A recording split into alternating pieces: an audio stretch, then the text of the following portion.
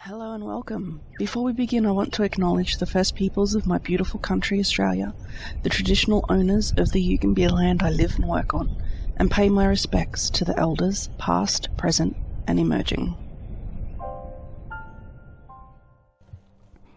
I decided I wanted to do a nature mandala, so I went for a walk in the bushlands across the road from me, and as I walked down the path less travelled, the one that is unpaved amongst all the paved ones, I stated my intention to the bushland that I would only take what was presented to me. So if something did not want to be taken to be put into my mandala, it would remain hidden from my sight.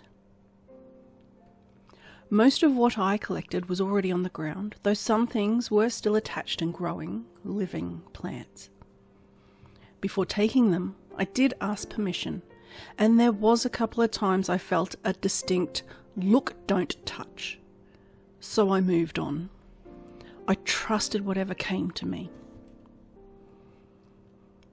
When I got home, I cut out a round circle from a box I no longer needed to use as a box anymore. And I tore it in two to get the corrugated section in between the sides. I tipped out my natural treasures and sorted them into separate piles.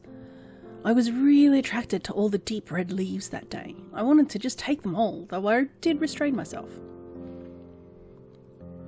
Once in piles, I began to test out where I wanted to put all the bits and pieces. Once I had a rough idea of where I wanted to place everything, I took a photo in case I needed to remember where something went, and removed everything from the mandala. I heated up my hot glue gun and began to glue everything down. I am not a fan of hot glue guns. They are messy, and I almost always burn myself when using them. But as far as gluing heavy or uneven surfaces together, hot glue is definitely the way to go.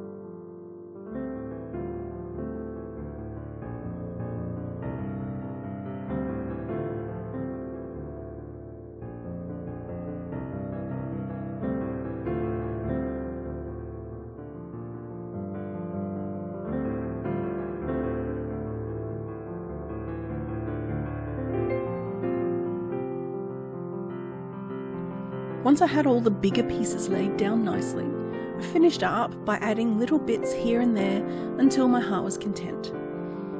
I am super happy with how beautiful the end result is.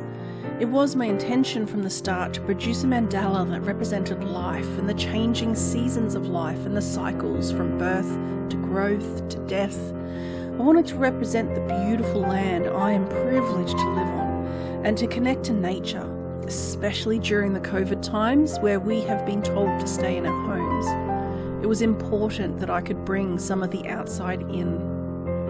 I actually made this back at the beginning of all this, as the restrictions on our way of life were just beginning to take effect and no one was sure how long we would have to remain in our homes.